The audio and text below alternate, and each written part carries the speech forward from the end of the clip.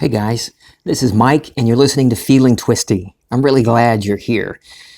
I'm going to share with you a couple of stories today from two folks who refuse to compromise. Neville, in his lecture Brazen Impudence, says, "Do not compromise. Decide exactly what you want and assume you have it.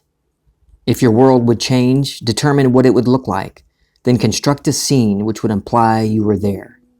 If your mental construction comes close to your fulfilled desire, your little daydream will become a fact. Do not compromise," he says. Decide exactly what you want and assume you have it.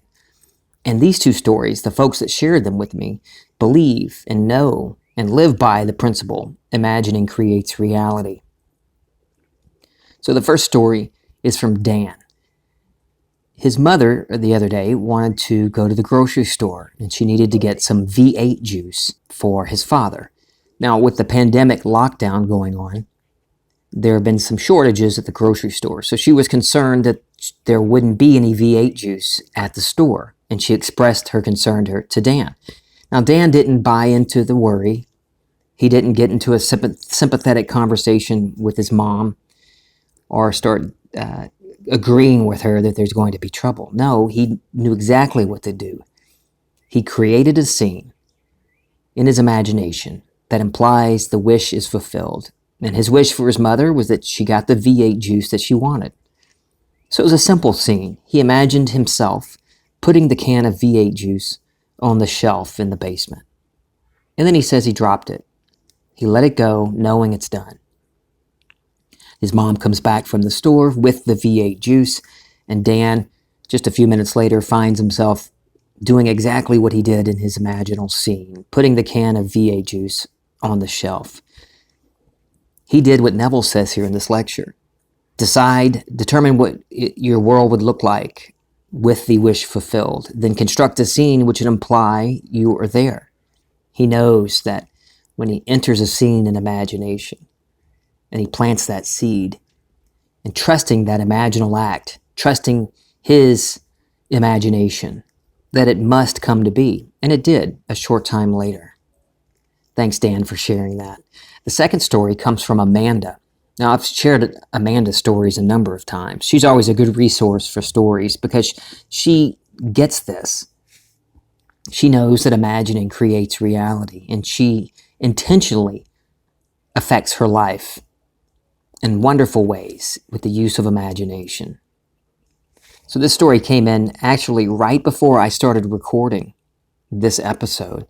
And having Dan's story and her story, I decided to change what I was talking about today. But today I just wanted to share with you these stories instead and talk about not compromising your ideal. So here's Amanda's story. Last night, I cooked Thai coconut curry, and I was wishing for a big shallow bowl to put it in so that I could plop the rice on top. I didn't imagine for a bowl like that. I imagined that the bowl I had was the bowl I wanted. I walked into the house that I clean on Wednesdays, and I get a text from the owner. She says, "There's some dishes on the table if you want them." And guess what was there? Of course, the bowl. I don't know if you caught it, what she said she imagined. She says, "I didn't imagine for a bowl like that.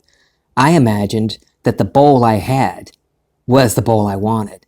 That's the difference between thinking of your wish and thinking from your wish fulfilled. She moved into the state of having the bowl, not even imagining some way of getting the bowl. No, she decided right then, no, the bowl I have is the bowl I wanted. And she let it go.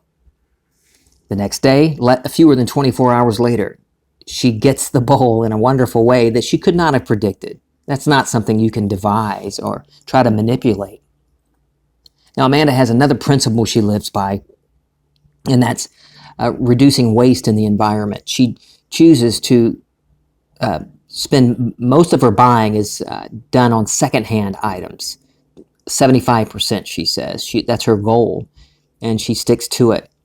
She doesn't want to contribute to waste in the environment. So usually in a case like this, when she has the idea for a bowl, a specific dish that she wants, she would go to the secondhand store. It's a wonderful store in her city. I've been to it. But with the pandemic, that store is closed. So she had no option to go purchase a secondhand dish that she wanted. And she could have certainly gone to a retail store and bought one brand new. It wasn't a financial issue. It was this other principle that she lives by. So she didn't want to compromise her principle. Certainly could have bought a brand new one, but no, the bowl I have is the bowl I wanted. And then she gets it. Now, Amanda truly lives by the principle, imagining creates reality.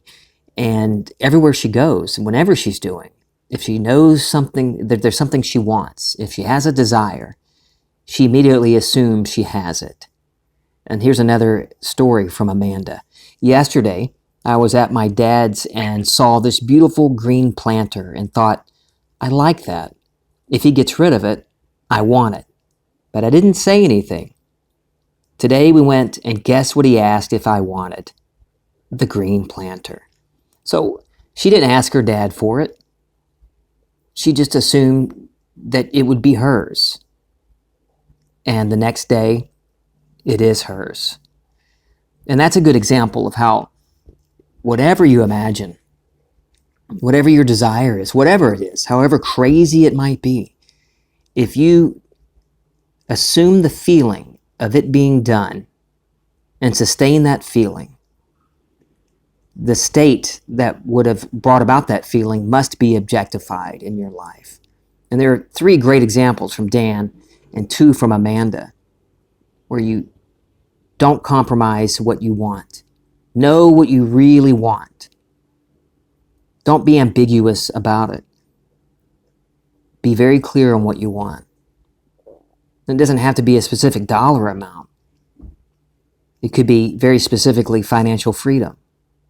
Instead of, I just want to be happy. I just want to be happy. But I think from personal experience, being specific on things works out perfectly. You can be specific and you can be general.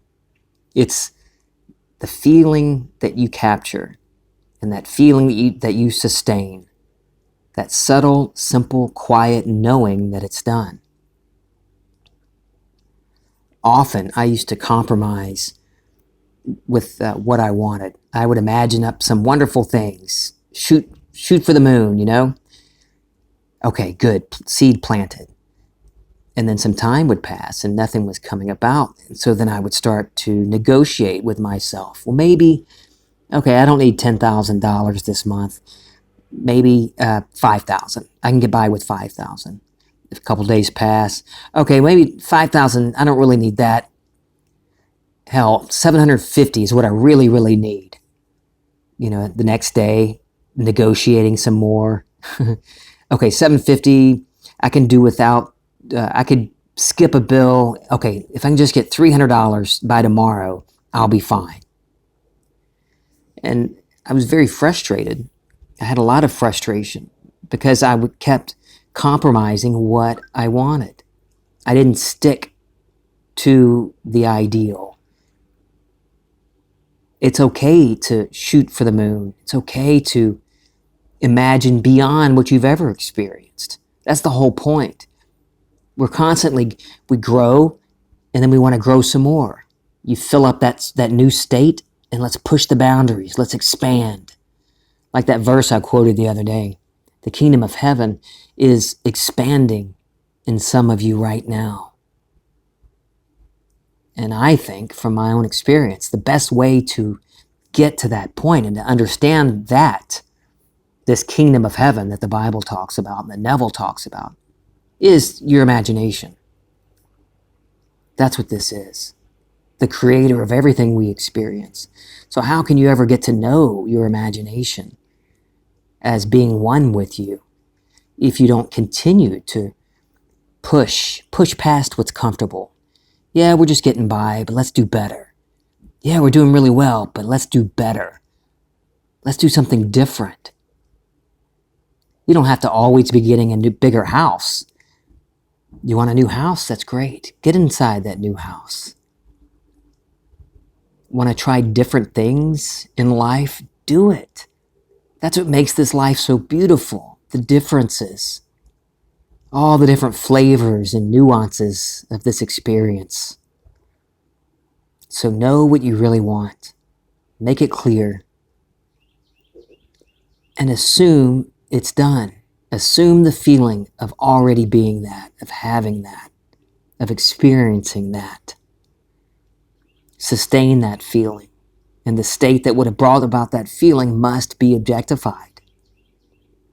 I want you to share your stories with me. Keep them coming. I love reading your stories and answering your questions. If you have a topic you want me to talk about, let me know. feelingtwisty@gmail.com or find us on Facebook, Feeling Twisty Podcast.